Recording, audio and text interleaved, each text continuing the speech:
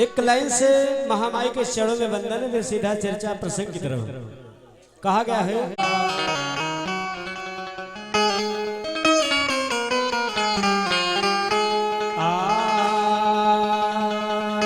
कहा गया है आए आए ओ बिनती करे भक्त, ओ बिनती करे भक्त अरे चोरी के कतोरिया नजरिया नजरिया तेरा ना हो मायरिया नजरिया तेरा ना हो नजरिया नजरिया तेरा ना हो नजरिया नजरिया ओ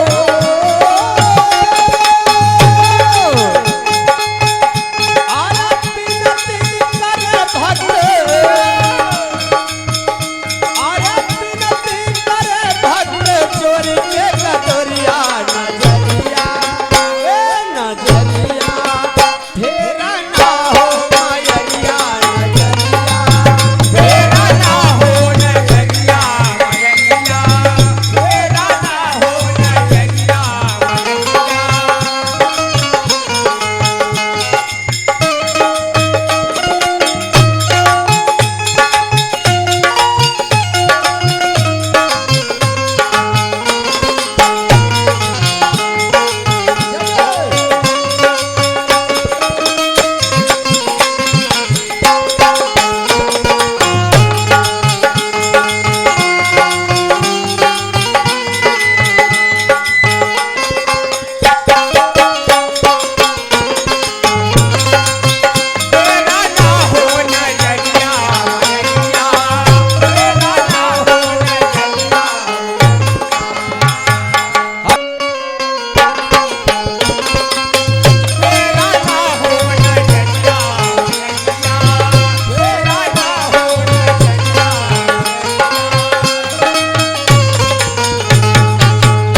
कहा गया है माँ पानना सुपारी माई नरियल चुनरिया, पानना सुपारी माई नरियल चुनरिया, पानना सुपारी माई नरियल चुनरिया। ए माँ अरे कैसे कलाई, अरे कैसे कमुजबे पयरिया नजरिया ए नजरिया तेरा ना हो मायरिया नजरिया तेरा ना हो नजरिया नजरिया तेरा ना हो नजरिया नजरिया।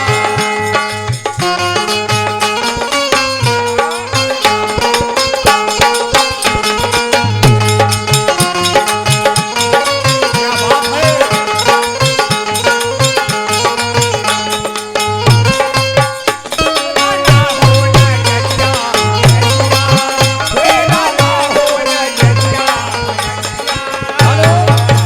और हमारे मनोज भैया जो मीरापुर के निवासी हैं, मनोज भैया जी के द्वारा 51 रुपए का उपहार है, बोले सच्चे दरबार की जय।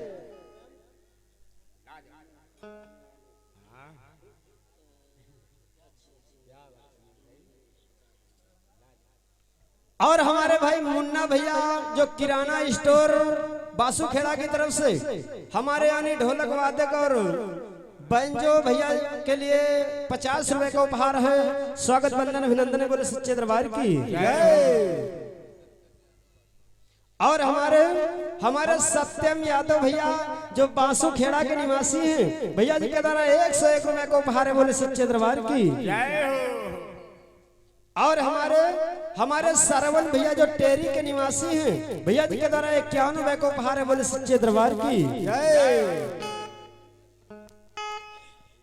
और ये हमारे कुलदीप भैया जो सिकंदरपुर के निवासी हैं, भैया जी के द्वारा 51 रुपए का उपहार है। स्वागत वंदन अभिनंदन बोले सच्चे दरबार की जय। आज के आनंद की जय।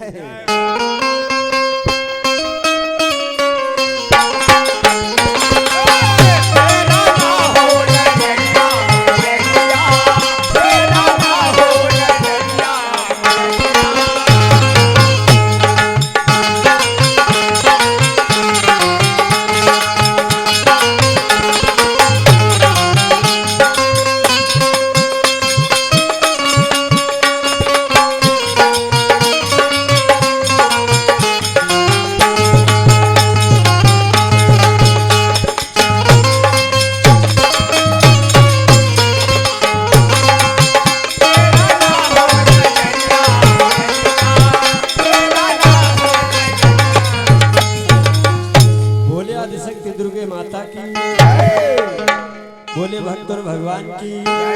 आइए चलते चर्चा की तरफ।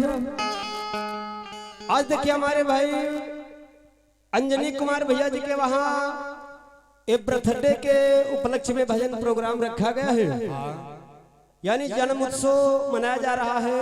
तो आज देखिए प्रसंग लिया जा रहा, किसी के जन्म से प्रसंग होगा। और प्रसंग एक बार भगवान शंकर और माँ भवानी पार्वती दोनों लोग कैलाश पर्वत पर बैठे हैं। तो भगवान भोलेनाथ से माँ भवानी पार्वती देखिए कहती हैं, और क्या कहती है, इसी जगह से प्रसंग का शुभारंभ है और कहना है। क्या कहना है? हेलो हेलो हेलो,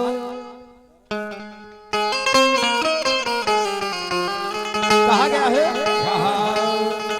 भवानी कहती भगवान शंकर से, स्वामी आए कि आप अमर हो, आप अमर है, मैं मर जाती और लेती जन्म दोबारा।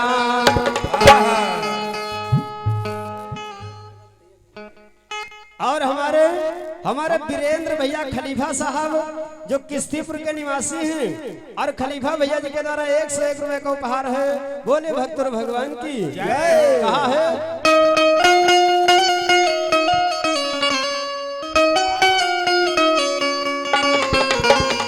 कहा है कि आप अमर स्वामी, मैं मर जाती और लेती जन्म दोबारा, और जन्म जन्म का साथ है हमारा तुम्हारा, हो हमारा तुम्हारा, जन्म जन्म का साथ है हमारा तुम्हारा।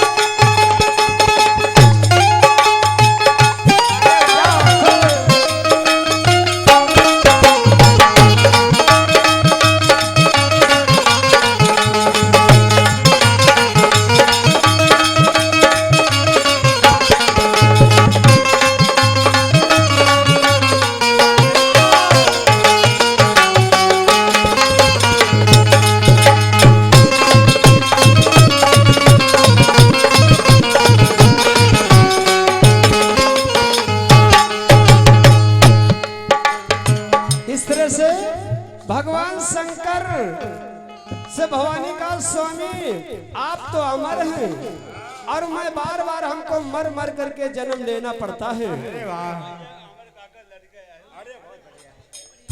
तो आज देखिए भगवान शंकर भवानी से कहा, देखिए मैंने तुमको अमर कथा सुनाया, लेकिन मैं क्या करूं, आप सो गई, और अगर सोती नहीं तो आपको मरना नहीं पड़ता। तो आज देखिए भगवान शंकर माँ भवानी ने कैलाश पर्वत पर देखिए वार्तालाप होता, तो कवि ने लिखा है,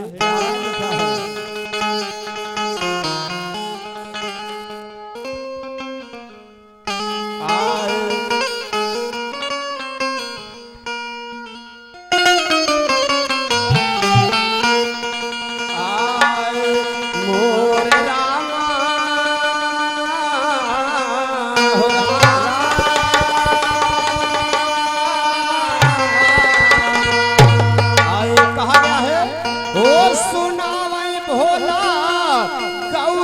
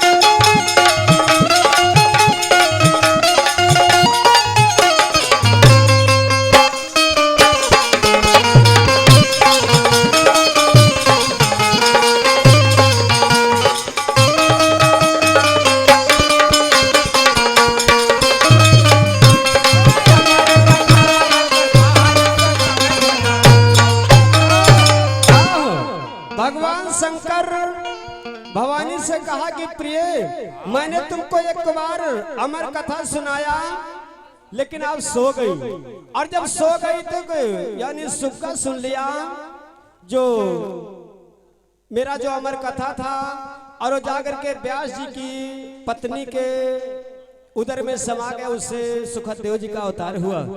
हेलो, और इसी ग्राम के निवासी हमारे शिवनाथ भैया जी के करकमलों द्वारा 51 रुपया का पुरस्कार प्रदान हुआ। हम हमारी पार्टी की ओर से हार्दिक स्वागत वंदन बोली साचे दरबार की जय हो। आज देखिए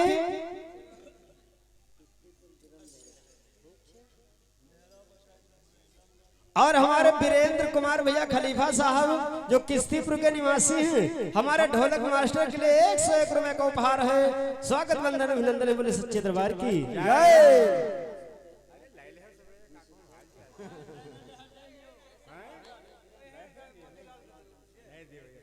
और हमारे बंसीलाल भैया जो होलिया मऊ के निवासी हैं, 20 रुपए का उपहार हमारे ढोलक मास्टर के लिए स्पेशल है, और 50 रुपए का उपहार बंसीलाल भैया होलिया मऊ की तरफ से हमारे लिए स्पेशल 50 रुपए का उपहार है। बोले सच्चे दरबार की जय, आज के आनंद की जय। भगवान शंकर कहा कि मैंने जब सुनाया अमर कथा आप सुन नहीं पाए तो इसमें कोई मेरा दोष नहीं है। भवानी कहने के स्वामी एक बार मैं चूक गई, लेकिन हमें दूसरी बार अमर कथा सुनाइए। एक बार मैं सो गई तो मुझे दूसरी बार सुना दीजिए। तो भगवान शंकर कहते हैं, तो कहा गया है क्या?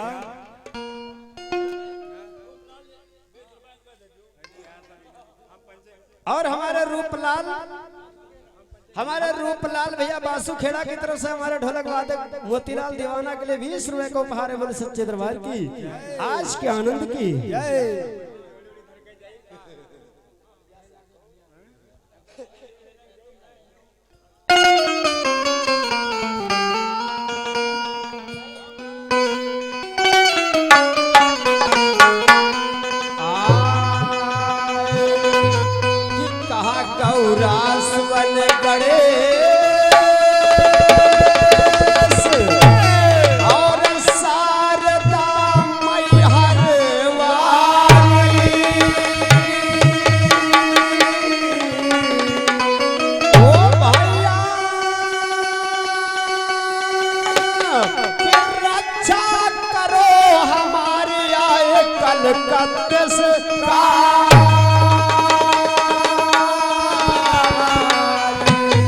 और पवन पुत्र हनुमान कसुमिरो बैठ भुजा पर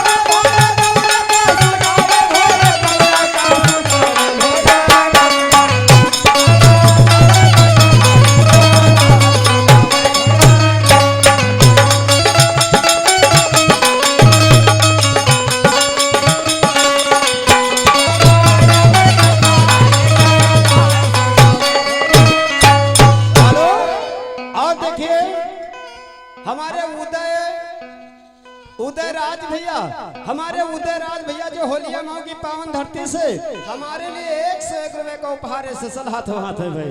बहुत बहुत स्वागत वंदन बधाई है। बोले सच्चे दरबार की जय, आज के आनंद की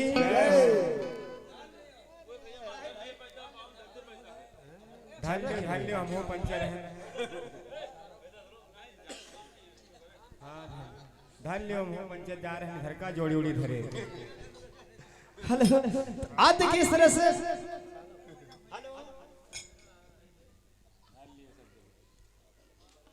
हेलो तो कहा गया है कहा पार्वती तब कहा अरे पिया सुनो ध्यान लगाई अमर कथा पुनः दोबारा दियो सुना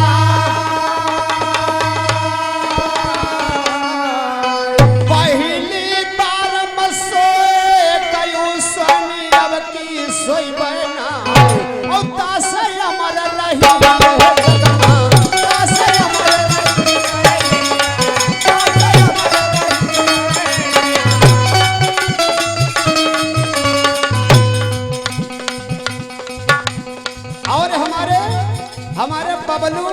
हमारे बबलू भैया मिस्त्री साहब जो तीर गांव के निवासी हैं 101 रुपए को उपहार बोले सच्चे दरबार की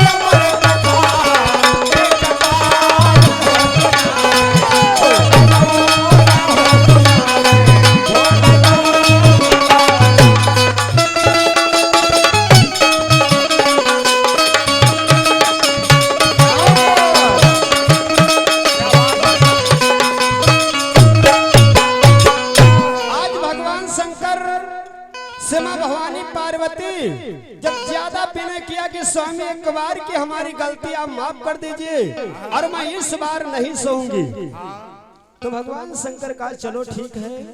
आदि के भगवान भोलेनाथ और माँ भवानी पार्वती दोनों लोग नंदी बैल पर सवार होकर के चल देते हैं और हमारे डॉक्टर साहब यानी श्री हरिभजन डॉक्टर साहब जो किस्तीपुर के निवासी हैं डॉक्टर साहब जी के द्वारा 51 रुपए का उपहार है बोले सच्चे दरबार की आज के आनंद की आज देखिए भगवान शंकर माँ भवानी पार्वती दोनों लोग जब चल दिए तो कहा गया है मोरे रामा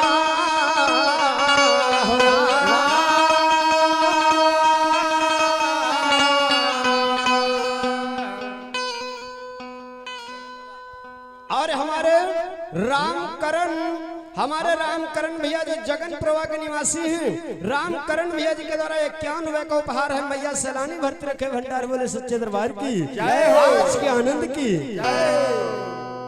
कहा गया है हो निरंजन बनवा हो निरंजन बनवा हो अरे निरंजन बनवा भोला गौरा का नाम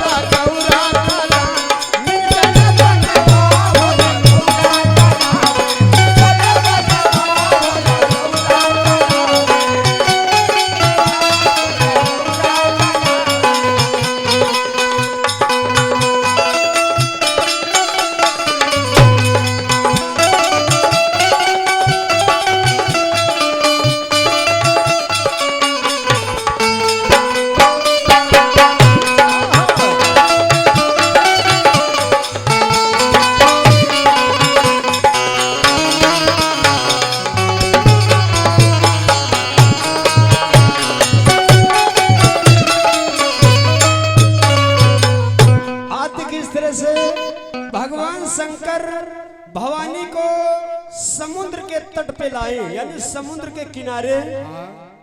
भगवान शंकर भवानी से कहा देखिए उस स्थान पर मैं तुमको अमर कथा सुनाऊंगा जहां पर मानव दानव नर यानी कोई वहां पर जिसका वास पशु पंछी का ना हो। तो समुद्र के किनारे जाकर के जब पहुंचे तो ऐसा वन था कि वहां पर ग्रंथ में मिला पुराणों में कि यानी मानव कभी उस स्थान पर गया ही नहीं था जहां पर आज भगवान शंकर पार्वती को लेकर के पहुंचते हैं। और देखिए ये कथा भगवान शंकर पार्वती को दूसरी बार अमर कथा सुनाने जा रहे हैं। पहली बार में जब सुनाया था तब तो सुखदेव जी का जन्म हो गया, लेकिन दूसरी बार भवानी को देखिए भगवान शंकर कथा सुनाने जा रहे हैं। तो समुद्र के किनारे जब पहुंचे तो अपना डमरू बजा दिया कि हो सकता कोई यानी जानवर जो यहाँ पर हो भाग जाए। तो अपना डमरू भगवान शंकर जब बजाते देखिए होता है क्या होता है।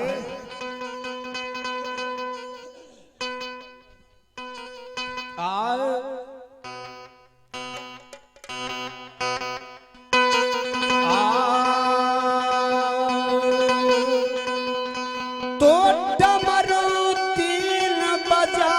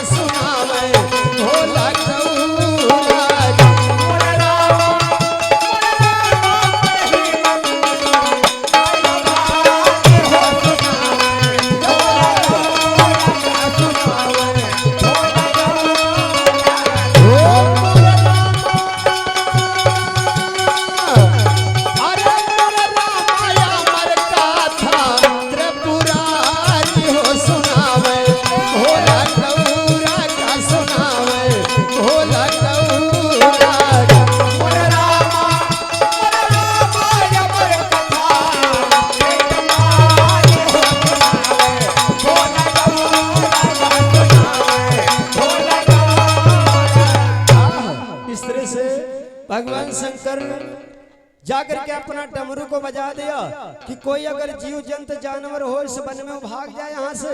लेकिन वहां पर कोई जानवर नहीं था, इतना घना जंगल था। तो आज देखिए भगवान भोलेनाथ बैठ गए और भवानी से कहा बैठे और मैं अमर कथा तुमको सुनाने जा रहा हूं, उसको ध्यान से सुनिए। आज माँ भवानी देखिए पार्वती बैठ जाती है, भगवान शंकर अमर कथा अपना देखिए स्टार्ट करते सुनाने के लिए। लेकिन होता है क्या होता है भाई? कहा गया है और जब पहली बार यानी भगवान शंकर सुना था पार्वती को अमर कथा तो उत्तराखंड में बैठ करके सुनाया था। लेकिन दूसरी बार अमर कथा सुना रहे देखिए समुद्र के किनारे बैठ करके सुना रहे भगवान भोलेनाथ। तो कहा है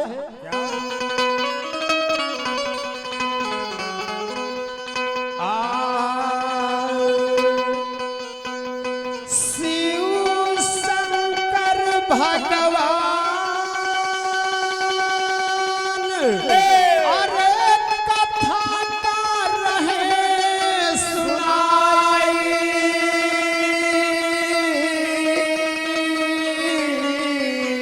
अरे सुन के चर्चा अधिक पार्वती के सुस्ती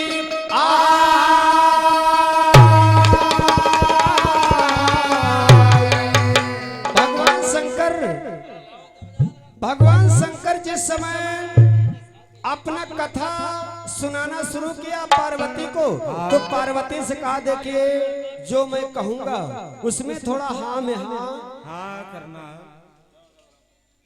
और हमारे फकीरे लाल भैया जो होलिया मऊ के निवासी हैं, भैया जी के द्वारा 101 रुपए को उपहार है। स्वागत बंदन अभिनंदन बोले सच्चे दरबार की आज के आनंद की। भगवान शंकर कहा कि जब हमारी बात में हाँ मिलाती रहोगी तो आपकी नींद नहीं आएगी। तो देखिए होता है क्या आए भगवान शंकर कथा को सुना रहे थे, लेकिन भगवान की लीला अपार है। पार्वती के धीरे धीरे शरीर सुस्तापन आने लगा, लेकिन हाँ कर रही हैं। लेकिन देखिए हुआ क्या हुआ?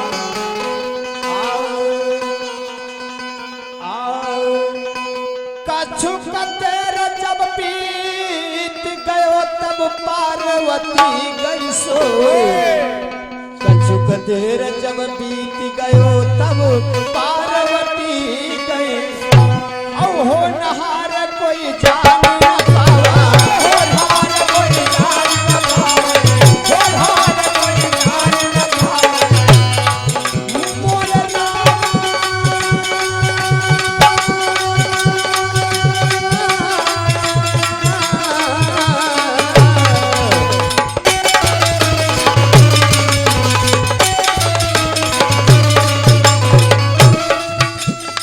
भैया अरे होनी है बलवान सुना में भोला गौरा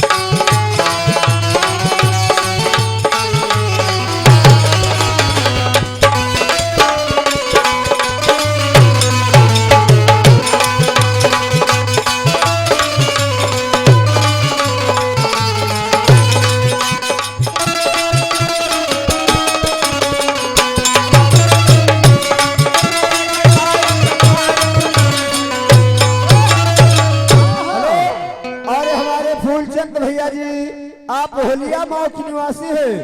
101 रुपया का पुरस्कार प्रदान कर रहे बोली साचे दरबार की जय हो। आज भगवान भोलेनाथ कथा को सुना रहे थे, लेकिन भवानी पार्वती सो गई।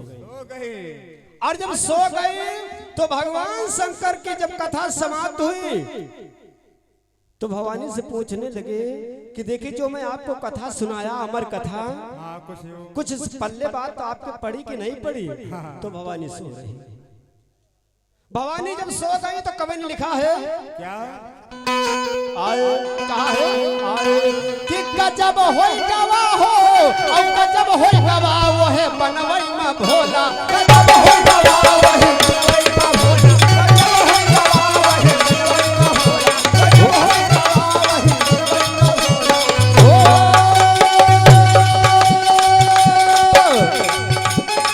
गजब होई गवा वो है बनवई में भोला।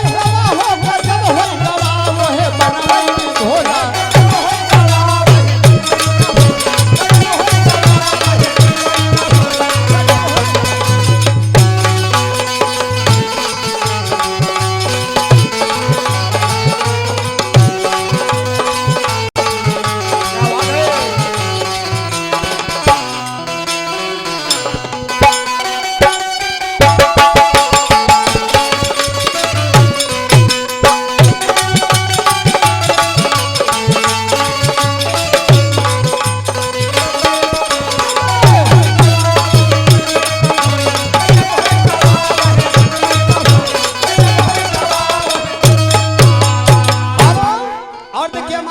महान भाव महान भक्त यानी हमारे टेरी के निवासी हैं, बड़े बाबा के बड़े ही प्रेमी भक्त हैं, जिनके द्वारा हमारे ढोलक वादक मोतीलाल दीवाना के लिए 20 रुपए का उपहार और 20 रुपए का उपहार मंडल की तरफ से स्वागत बंदन अभिनंदन है।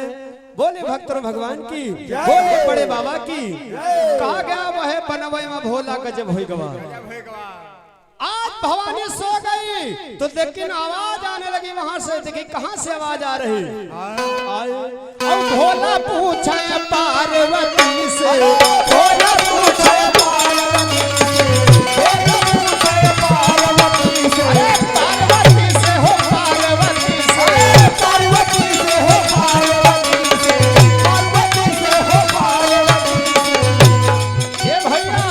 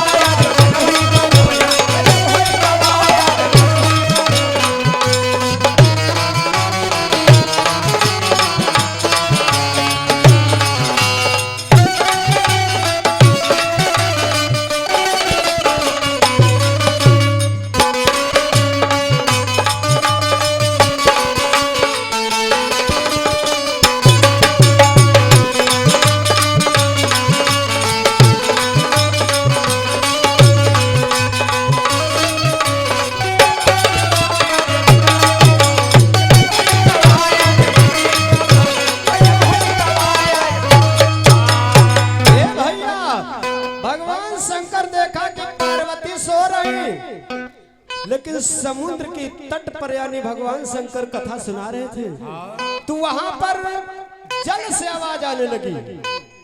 उस यानी जल से समुद्र से आवाज आ रही कि आपकी जो कथा सुनाया वो बहुत अच्छी। इस कथा के अनुसार ये मालूम होता उस जल से आवाज आ रही कि आप ही करता है, आप ही धरता है और आप ही मनुष्य यानी जो कुछ है सो आप है।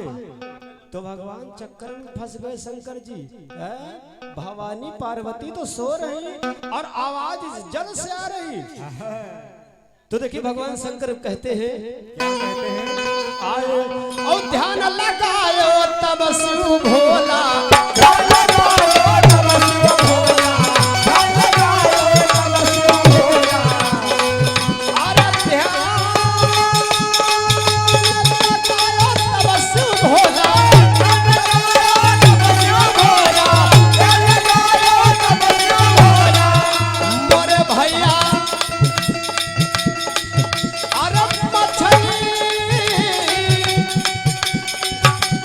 मछली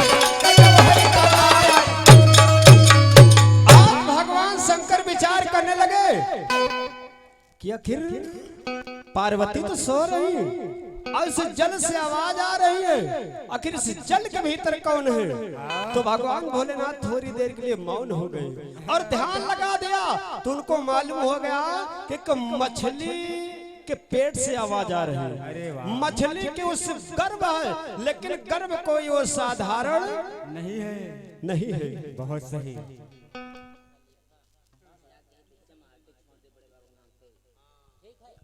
और देखिए भाई, हमारे बड़े बाबा के बड़े ही प्रेमी भक्त हैं जो टेरी के निवासी हैं और जिनके द्वारा बार बार लगातार 20 रुपए को उपहार है। बड़े बाबा सदा भर्ती रखे भंडार, बोले सच्चे दरबार की बस हाँ।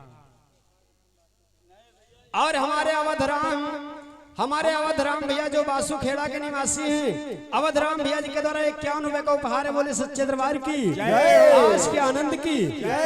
भगवान शंकर मौन हो गए, ध्यान लगाया तो देखा कि मछली के पेट में गर्भ है और उस गर्भ के द्वारा आवाज आ रही, लेकिन भगवान शंकर जान गए कि गर्भ जो मछली के पेट में कोई साधारण गर्भ नहीं है। और क्या? ठीक ठीक बिल्कुल, बस अब आरती हो जाए तो कहना है आज भगवान शंकर देखिए मछली का जो गर्भ था उस गर्भ से आवाज आ रही थी पेट से, लेकिन बात भगवान शंकर सुन गए। विचार करें कि का जल में समुद्र में एक ही मछली थी? बहुत मछली है। का समुद्र में एक ही मछली नहीं थी? हेलो। और हमारे राम लखन भैया जो किस्तीपुर के निवासी हैं, राम लखन भैया जी के द्वारा 21 रुपए को उपहार है। मैया सलाने सदा भर्ती रखे भंडार, बोले सच्चे दरबार की आज के आनंद की। लेकिन जो उस मछली का गर्भ सुना वो अंश कोई दूसरे का था। एक बार कहा गया जिस समय ब्रह्मा जी सृष्टि का संचालन किया था और सृष्टि संचालन करने के बाद में ब्रह्मा जी एकांत में बैठ गए और जब बैठ गए तो अपनी सरस्वती को देख करके लुभा गए और सरस्वती को देख करके कुछ कामातुर हो गए। ब्रह्मा जी तो कवि लिखा है क्या? कहा सरस्वती का देख अरे विधाता के लुभाई,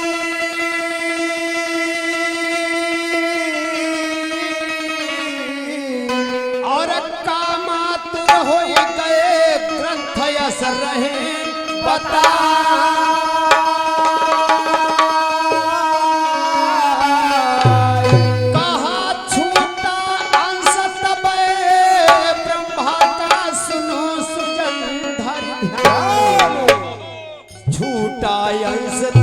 ब्रह्मा का सुनो सुजन धरि ध्यान आए और इसे 88 लाख प्रकट भय।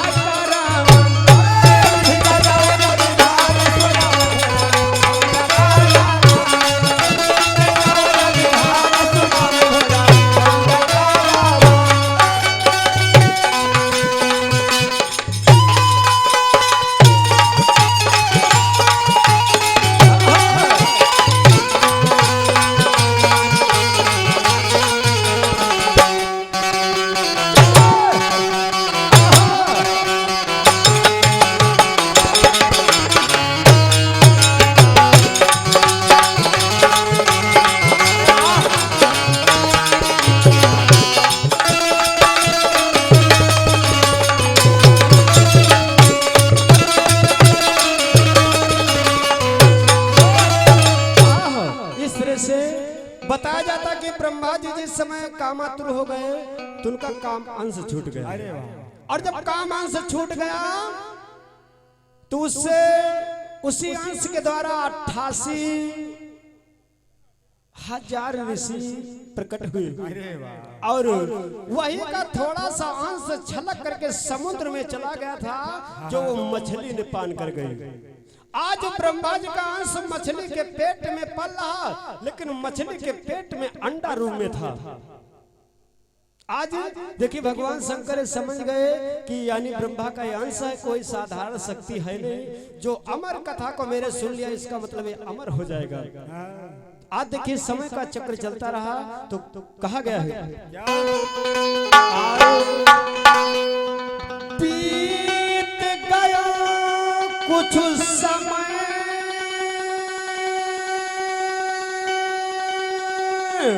अरे मछली चल बाहर आई,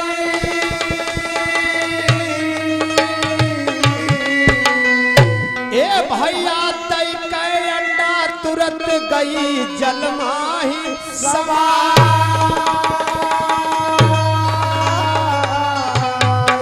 समय का चक्र चलता रहा। वो मछली एक दिन यानी समुद्र से बाहर निकली और समुद्र को उसी तलहटी में बालू में अपना अंडा को दे दिया जो गर्भ था, और दे करके जल में फिर प्रवेश हो गई। लेकिन इधर भगवान शंकर भोलेनाथ पार्वती को लेकर के कैलाश पर्वत की ओर चल दिए। कहा कि मैंने तो बड़ा प्रयास किया, लेकिन जब तुम सुन ना पाए तो मेरा इसमें कोई कसूर नहीं है। आज मछली वो अंडा दे दिया और दे करके जल में फिर जब चली गई तो देखिए होता है क्या होता है। गई जल माही समा,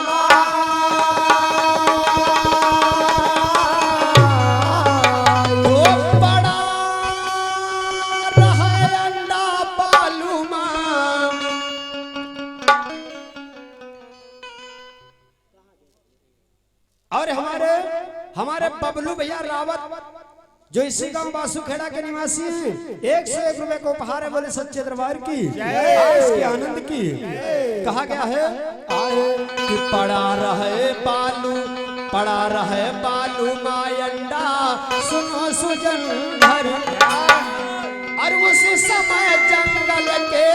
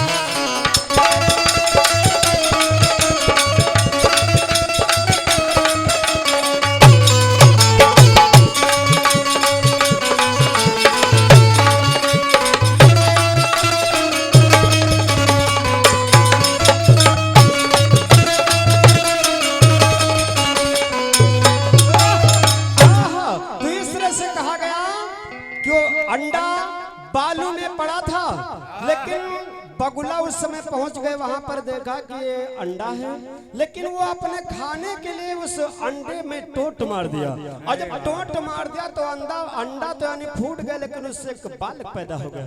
क्या बात है, वाह लाजवाब। यानी अंडा जिस समय फूटा तो उससे एक बालक पैदा हो गया। बालक जब रोने लगा तो बगुला तो उड़ गए, और जब बगुला उड़ गए तो बालक वहीं पर देखिए रो रहा है। तो अंतिम लाइन में कहना है लास्ट में,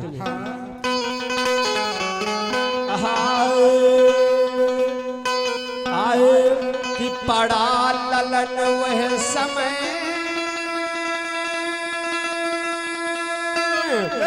रहा बहुरुदन मचाई,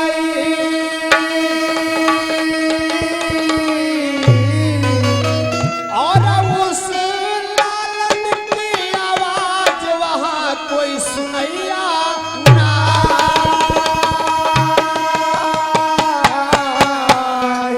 तो कहा नाम पड़ी लड़का का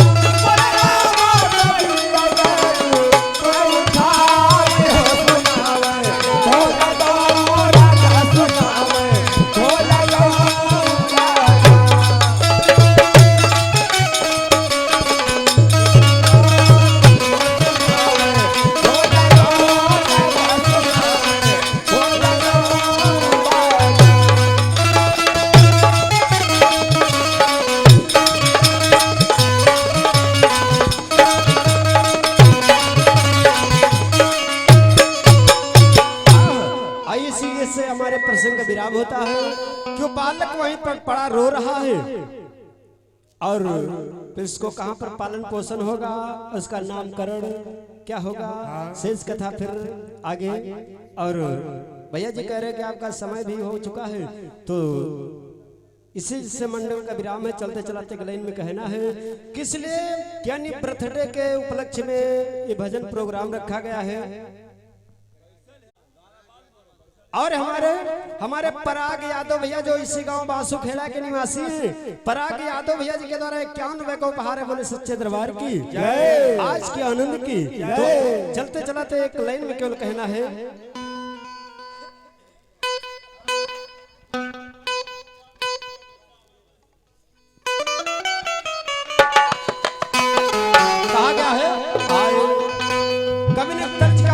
मास्टर 100 साल पहले और हमें तुमसे प्यार था, जिया बेकरार था, आज भी है और कल भी रहेगा।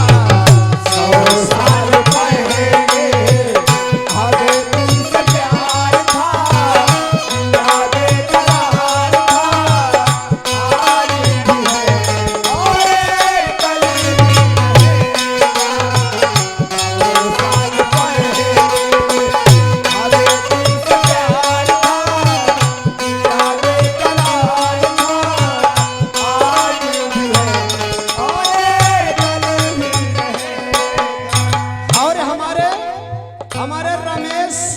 हमारे रमेश भैया जो तीर गांव के निवासी हैं, भैया जी के द्वारा 51 रुपए को उपहार है। बोले सच्चे दरबार की।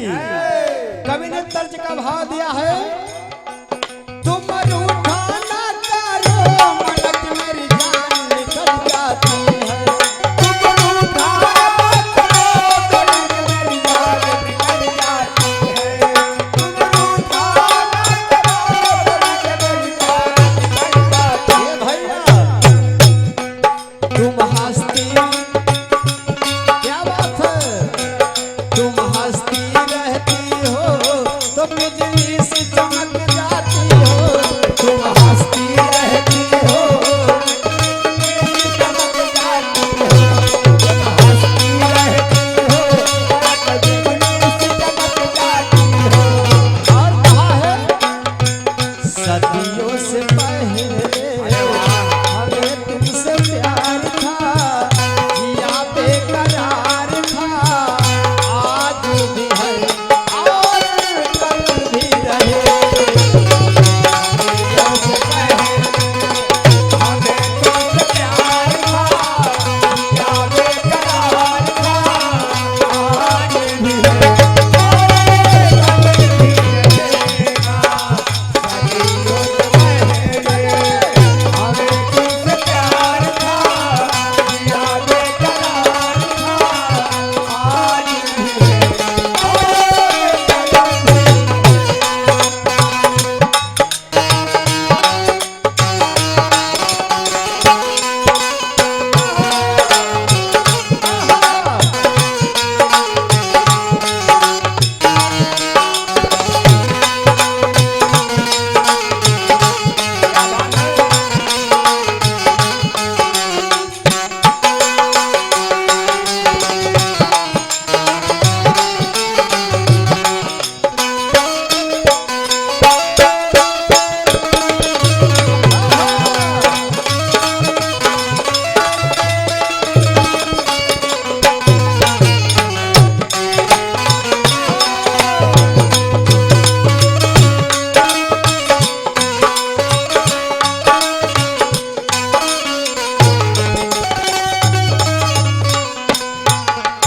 और हमारे त्योहारी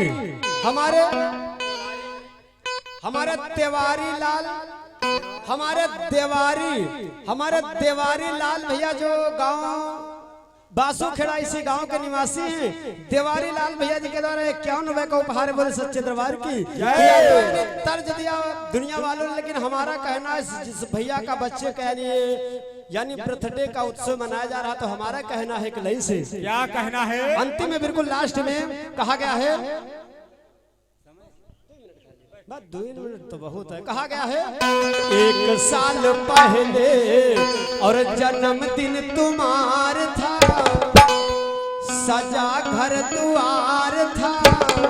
जैसे आज भी सजा है वीरेंद्र भैया, उसी तरह से कवि लिखा कि जब बर्थडे यानी बर्थडे होता है तो उसी तारीख में तो कवि ने लिखा है क्या 1 साल पहले जन्मदिन तुम्हार था, सजा घर द्वार था, आज भी है और होता रहेगा।